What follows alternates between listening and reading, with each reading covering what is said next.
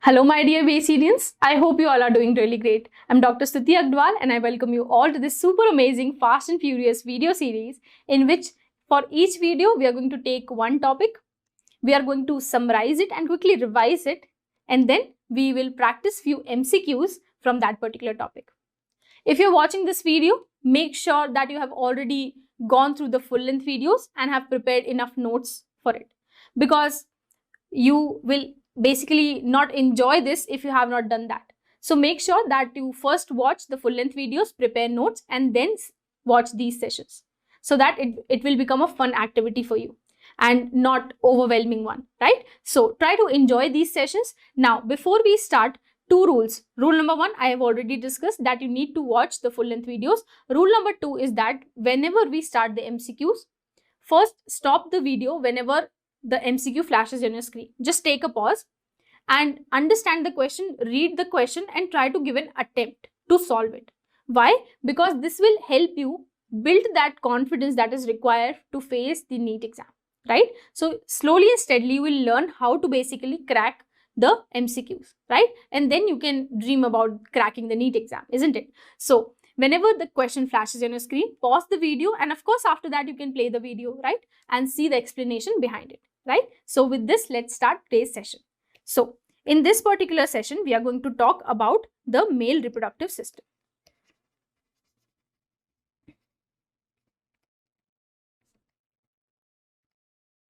which consists of important structures. Number one is testes, number one. Number two, epididymis, right? Number three is scrotum. Number four is vasa deferens. Number five is this outer structure which we call as penis. And number six is basically your urethral opening or urethral meatus. So this is the external structure. Please take a note. This is the external structure that we have discussed. External structure, right? And in this external structure, this is basically an overview of all the important structures that are involved in the formation of the male gamete, also the release of it, right? So starting from here, the testes, where actually the formation of male gametes take place, right? So here all the basic, you can say, steps of gametogenesis for male starts, and after this it will release, see here, from here epididymis, and it will follow this particular path. Please take a note. From here, of course, from testes it is going to enter here, and from here it is going to travel like this through vasa efferens, going out, right, like this, vasa deferens, to the seminal vesicle which is present here. Now this is the external structure. Now starts the glands, important glands that are going to take part in the spermatogenesis and also important for the formation or stimulation or inhibition of the gametogenesis. So these glands include three important glands. Number one, seminal vesicle. You can see here this leaf-like structure, right? And inside of this, two important things are going to happen. Number one, they store the sperms that are being released through testes from here. Number two, they will help in maturation, further maturation of the sperms that are being sent to them, right? So you can take a note, further maturation. And they will of course provide nourishment, and that is how the maturation will take place, isn't it? Also, they will store the sperms. Then after that, they will release it to the next gland, that is your prostate gland. This one, this red structure. Can you see? Prostate gland, right? So number one is seminal vesicle, number two prostate, and number three your bulbourethral gland, number three, which is also known as Cooper's gland, right? So all these together will be considered as the male reproductive system, right? Because involvement of so many structures, right? So we have discussed about all these. Now moving to the next part. Now the internal structure. This was the external structure. Now internal structure.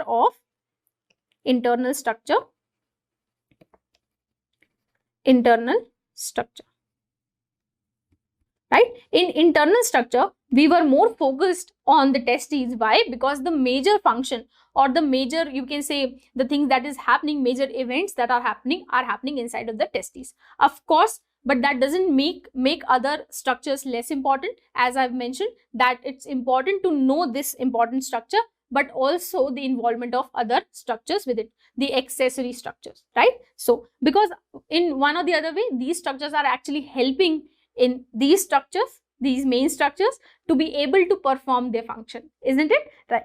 So in testes internal structure, we have discussed few important structures. Number one, they contain lobules or the compartments. Here you can see this clear divisions, right? Compartments or lobules. Now, each of these lobules will have a highly coiled structure which is known as seminiferous tubules. Seminiferous tubules. And actually the whole process of spermatogenesis takes place in seminiferous tubules. That is why very, very important structure, inside of which spermatogenesis takes place, right? Now, the next structure is that vasa efferentia. This one. But even before that, there is one more structure. Please take a note. Retitestes. Retitestes. You can see this structure which is highly coiled, and you can see these are the seminiferous tubules, right? These. And all of these seminiferous tubules are connecting to a, again, much more highly coiled structure. This one. Can you see this one? And this is what retitestes are. Now, again, these retitestes will open, see here, in this particular region, like this, right? From here, these structures. And these are basically nothing but your vasa efferentia. Vasa efferentia. And as we are saying efferentia, that means they are going to carry, for example, in seminiferous tubules, the sperms will be formed. Now from here, they will go to retitestes, and from retitestes, they will travel through this and come out through vasa efferentia. Now after this, what is going to happen? That they will follow this path. I'm just drawing, please take a closer look. So it is going to travel from here basically through vasa deferens and will go upwards in the seminal vesicle here. Can you see this particular portion, seminal vesicle? See this pathway, right? We are actually looking at the closer structure of this particular segment, right? So what is going to happen? They will just follow this path through vasa deferens. They will reach to the seminal vesicle, where further maturation of the sperm that are being formed inside the seminiferous tubule will take place. Very, very important, right? So all these structures, the internal structures that are there, right? Then other than this, of course, we know it is highly vascular, right? Supplied by blood vessels and everything, right? So all these things are important as internal structures. Now, moving to inside of seminiferous tubule. So we have started from a gross structure. Then we have discussed about this structure specifically. We have taken closer look at this structure, right? Magnified view of this. Then we are going to go inside of this, where specifically the gametogenesis is taking place, the seminiferous tubule. So this is basically how seminiferous look like. So there we have two important structures. Number one, the germ cells. So these are known as the germ cells or male germ cells or spermatogonia. Now what is happening here is that germ cells are the general cells, right? Now they are going to divide. Number one, divide, right? Number two, once they have divided, formed so many cells, now through actually between these divided cells, they will choose some specific cells which have capability. Now those cells will differentiate. Please take a note. Those cells will differentiate to form what? Yes, the sperms. And these cells which are dividing continuously will form something called as spermatids, right? Now conversion of spermatids into sperm is known as spermiogenesis. Remember, spermiogenesis. Please take a note. Spermiogenesis.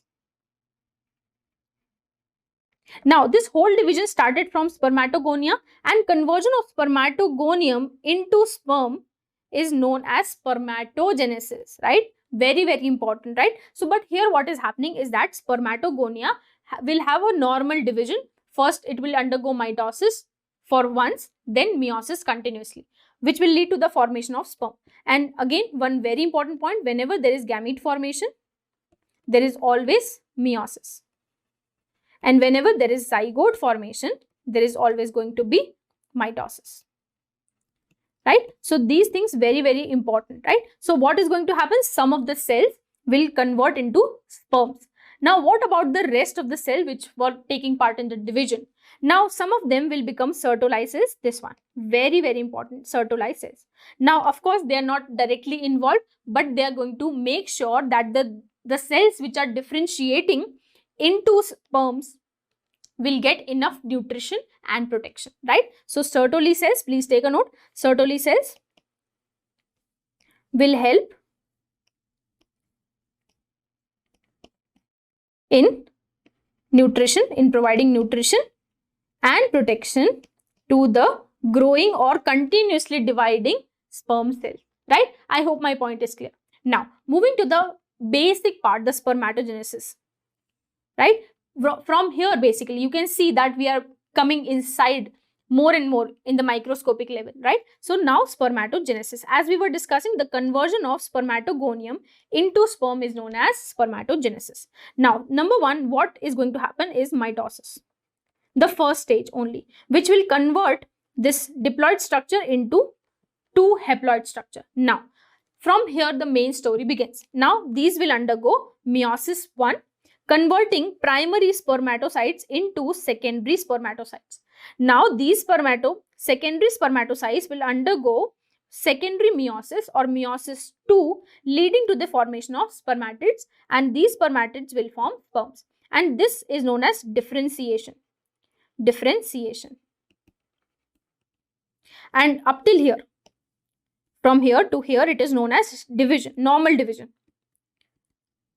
Right? And here differentiation. Now that these cells, general cells, are converting into specialized cell. Now, once they have converted into sperms, they cannot first of all reverse, right? That means they cannot go back to being a normal germ cell. Neither they can perform the other functions like other normal cells, right? That means now they will only perform one function, that is the fusion of female gamete, right? Now, next thing is that we have just discussed about the spermiogenesis. Right? And this differentiation is known as spermiogenesis, that is conversion of spermatids into highly specialized sperm cells, right? Very, very important. Now, basically, we have discussed about all of this. Now, quickly, hormones that are involved in this spermatogenesis, right? Quickly, number 1, gonadotrophin releasing hormone. Number 2, follicular stimulating hormone. Number 3, luteinizing hormone. Number 4, androgen. And number 5 is inhibin. Interestingly, inhibin will basically indirectly will influence GnRH. And all of these are basically interrelated in such a way that each of these, every end product will act as a stimulus for another one, right? I hope my point is clear. Now, we are not going to go in much detail because we have discussed it in full length videos. Now, if we talk about structure of a sperm, it is something like this.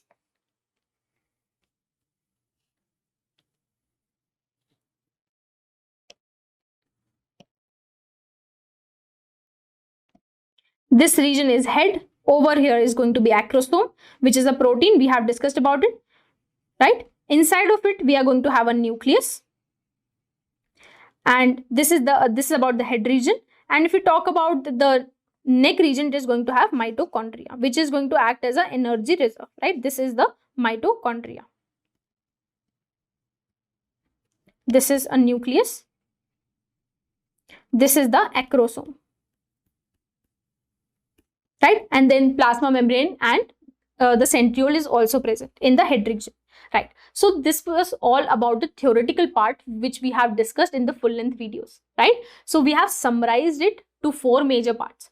Now we will start with the MCQ, but before we start with MCQ, I would like to request and repeat myself that whenever the question flashes on your screen, try to take a pause pause the video at that moment and try to give an attempt. You have nothing to lose, just do it. Nobody's judging you, right? Because it is going to be a fun activity if you have understood the theory, right? So let's start the fun MCQs. Number 1. Seminiferous tubules contain dash cells for providing nutrition to the sperm. Options are Leydig cells, interstitial cells, Sertoli cells, and germ cells. Now, if I will start from germ cell, do you remember this structure was there? The germ cells. And we were saying that these germ cells are actually going to differentiate to form the sperms like this, right? And basically these will undergo meiosis. That means germ cell cannot take part in the formation of, basically they are talking about nutrition, right? So it cannot take part in the nutrition because it is busy in forming sperms, isn't it? So you can eliminate this option. Now, number C is Sertoli cells, and we have studied that Sertoli cells are the ones which are providing nourishment to the growing germ cells, isn't it, which are continuously performing meiosis, leading to the formation of sperms. So this could be a correct option, but still, to be sure of what we are thinking, let's look at the other option. So interstitial cells are basically nothing but the Leydig cells itself. Do you remember Leydig cells? They were releasing hormones, the androgens, isn't it? And luteinizing hormone, right? So Leydig cells are not there. Basically, Leydig cells have more function. So we were discussing about this. Let's just write it down. So this is your Rete testes. And somewhere around here in the space, Leydig cells are present, right? And they have no direct influence on the sperm formation. And here they are asking about sperm cell, isn't it? So you can eliminate these two options as well, because they are one and the same thing. Interstitial spaces are where the Leydig cells are present, right? So it leaves us with option number C, the Sertoli cells, which is the correct answer, right? Because they are providing nourishment to the growing germ cells, right? Now, moving to the next question. Seminal plasma is rich in which sugar? Options are sucrose, glucose, fructose, and maltose. Now, this is one of the most easiest questions that they can ask. Very simple one-liner question. And without even thinking, you can directly tick the answer, fructose, option number C. Remember, fructose plus calcium plus there was enzyme, remember, which was acting as, which will actually help in coagulation, right? Coagulating enzyme, isn't it? So, all these things in the seminal plasma, right? The C. Seminal plasma. And of course, seminal plasma is going to be there in the seminal vesicle. Seminal vesicle, which is one of the glands of male reproductive system. Now, moving to the next question. The secretion of which gland helps in lubrication of penis? Now, very, very important and interesting question. Options are seminal vesicle, B, prostate, C, bulbourethral, and D, epididymis. Now, if you remember, if we talk about epididymis, this is testicle.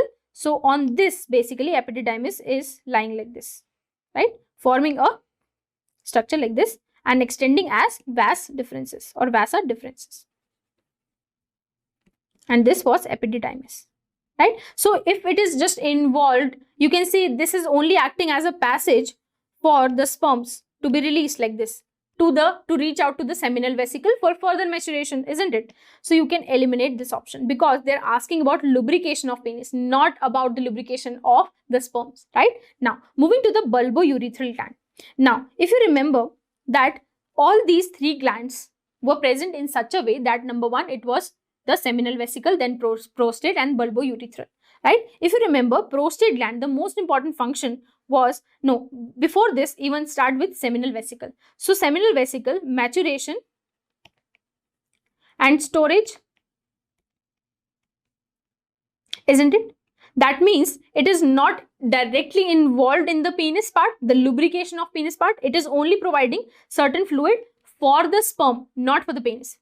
Please make a note. Seminal vesicle is providing mucus-like substance for the protection of sperms, not for lubricating penis. Number two is prostate. Now, in prostate gland, if you remember, they were again adding certain liquid which is known as semen, if you remember, right? And the important quality of this is that it has got anticoagulants. anticoagulants. Also in semen, if you remember, they contain fructose to provide continuous nourishment to the sperms, isn't it? Then also there is one more thing, the alkaline pH that is required for the sperms to be able to survive inside the high or highly acidic vaginal pH, right? So these two options cannot be correct, right? Which leaves us with the last option, that is bulbourethral, and as we have discussed that it is just like here, only present here, and it is opening as or in the urethral meatus, remember? So it is going to provide lubrication to the penis, not only in the see, please take a note here, not only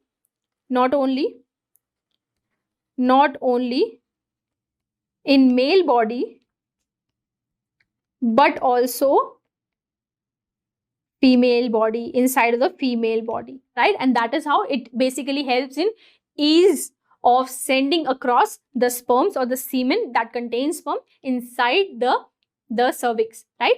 Or the female body. Very, very important. So the correct answer is bulbourethral gland, because it is the most, you can say, it is the one gland which is closely associated to the penis part, not to the, so for example, if you talk about prostate and seminal vesicle, they are more associated with the formation of the sperms, isn't it? But if you talk about bulbourethral, the only function that is left is that it will provide a safe passage, a easy passage for the sperms that are being formed here and here, right, to the female body, isn't it? Very easy to remember, bulbourethral gland. Very, very important. Now, moving to the next part. Which one of the following is not an accessory male duct in context to male reproductive system? Options are retitestes, testes, epididymis, and vas deferens. Now, they are asking about duct. So, first of all, look for all the options which have got duct-like, or you can say pipe-like structures, right? Or tube-like structures. So, first of all, they are asking about not an. So, first of all, mark these words. Whenever you come across words like not an, is an, or is correct about, wrong about, correctly written, wrongly written, true, false, right? These are very, very important words. Why? Because this change in single word can actually make you lose that 1 mark. Why? Because sometimes what happens, because of maybe anxiety of exam or maybe sometimes overexcitement, we just tend to forget these words and ended up actually choosing the wrong option, although we know the correct option, right? So don't do this to yourself. Try to make a habit from now onwards that whenever you come across words like this, first of all, mark these words and then move ahead. Now, options are retitestes, testes, epididymis, and vas deferens.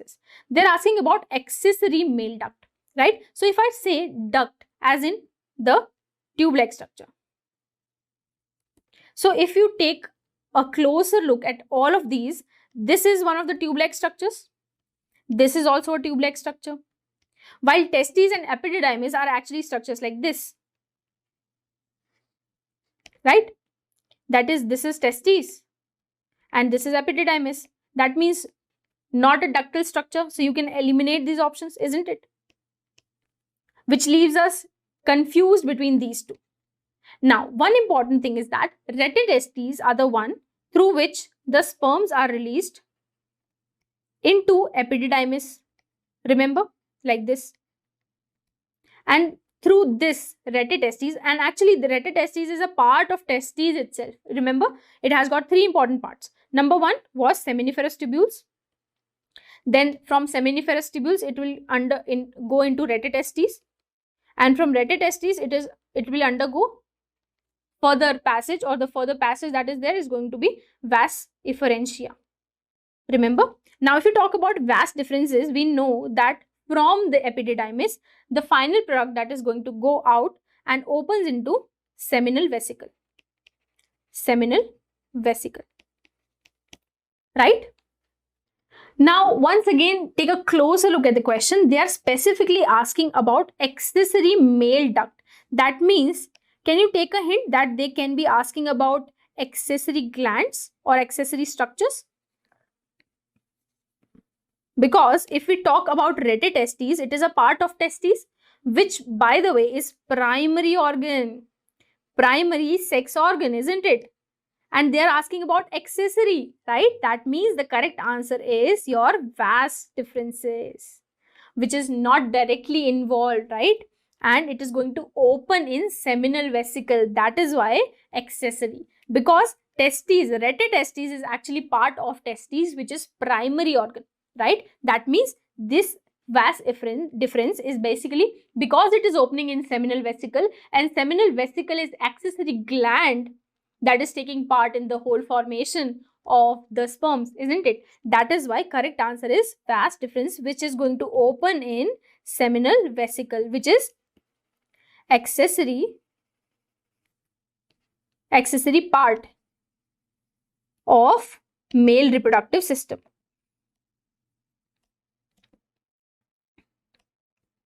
And that is why in the whole lecture, if you have watched the full-length video, every time I say that not only the important structures, the main structures, but accessory structures are as important as the main one, right? See the question, how beautifully they have framed the question, right? So correct answer is option number D, vas differences. Now, moving to the next question, the function of FSH in male. Your options are act on Leydig cells and stimulate secretion of factors responsible for spermiation. Number one, what is spermiation first of all? Think about it. Meanwhile, we will look at the other options. Option number B, acts on Sertoli cells and stimulates secretion of factors responsible for spermatogenesis. Now, if you already know what is spermiation, try to figure out the differences between these two, spermatogenesis and spermiation. Option number C, acts on interstitial cell and stimulates secretion of factors responsible for spermiogenesis. Now, if you know these two, you should know about this as well, right? So, all these three. Now, the next is act on Sertoli cells and stimulate secretion of factors responsible for spermiogenesis. Now, one very, very important question, if you remember about the hormones, other than FSH, there is something called as LH. And I am very sure that LH is responsible for spermiogenesis, right? That means, not actually that means, but if you remember, if you talk about LH, it is responsible for spermiogenesis, which leaves us with the only option that FSH is going to help in is spermatogenesis, isn't it? Now look for all the options which are saying spermatogenesis. So from my end, I can only see one option, option number B, spermatogenesis. Other than this, spermiogenesis is responsible or is under control of luteinizing hormone, not for FSH. FSH controls spermatogenesis. That means it is going to stimulate Sertoli cells to form, or basically starts providing nourishment, enough nourishment, so that the germ cell can convert into the sperms, isn't it? So correct answer is option number B. Now moving to the next question, luteinizing hormone acts on dash cells and stimulates synthesis and secretion of. Options are Leydig cells and FSH. Option B, interstitial cells and androgen. Option C, Leydig cells and GnRH. And option D, none of the above. Now, most of the students have this tendency that whenever they see a question with an option like this, they tend to jump on this option. Why? Because they have heard it somewhere that whenever you come across questions like this, which have options like none of the above or none of these or all of the above, most of the times these options are correct.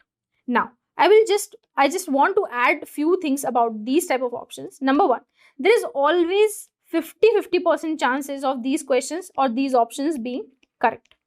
I am not rejecting the fact that these are never going to be the correct answer, but there's always a 50% chances.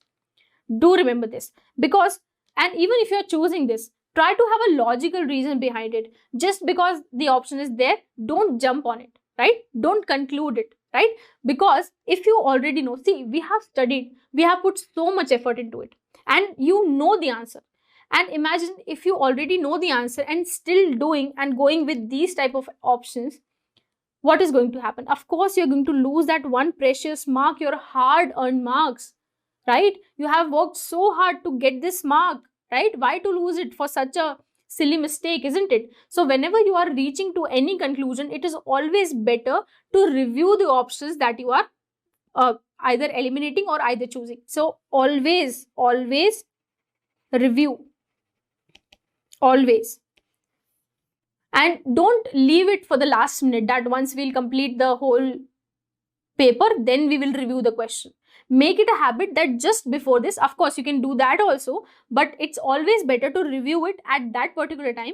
And of course it's well and good that you have the time to review it again, right? So it is not going to do any harm, isn't it? So review it at that particular moment. So if it says none of the above, it is not always the case. But now let's take a look at the options that are given. Now, number 1 is Leydig cells and FSH. Number 2, interstitial cells and androgens. Number 3, Leydig cells and GnRH. Now, if you remember, luteinizing hormone was one which has certain effects to GnRH. Remember? And both of them were helping each other. Basically, GnRH helping formation of and releasing of FSH and LH. In return, again, LH was helping in regulation of GnRH, right? So, from my end, I can see only one option with GnRH, which is option number C, right? Now, so basically, if you know this much as well, you can basically go with option number C. But if you are still confused, go through other options as well. So FSH, basically what happens, they are saying stimulation, synthesis and secretion. Now FSH secretion is under GnRH control, right? Luteinizing hormone have a control over GnRH, but not directly on FSH, right? So that is why this option could not be correct, because one is not correct, right? Number 2, interstitial cells and androgen. And if you remember, androgen and Sertoli cells were directly associated, right? Sertoli cells. And if you remember, Sertoli cells are under direct influence of FSH, right? We have just solved this question, remember? So FSH will have direct say in Sertoli cells, so that they will increase or basically accelerate the whole process of spermatogenesis and help provide maximum nutrition to the cells which are now converting from germ cell to the sperm, right? So they don't have a direct say here. So basically this option can also be eliminated. And of course, whenever I say none of these, so if we have a correct answer in front of us, why to go with this option, isn't it? So correct answer is option number C, the Leydig cells and GnRH, right? Very, very, very important. Now, so with this, we are going to end this session here. I hope you enjoyed this session as much as I have. Now, before going, I would like to congratulate all the students who have guessed all the answers correctly. And those of you who have not reached there yet, I know you have put a lot of efforts, just a little bit more, right? So go through the full-length video once again, prepare the notes and come back again and watch this video, right? So in the next video, we are going to talk about or actually pick another topic for the summary and MCQs. So come back again. See you in the next video.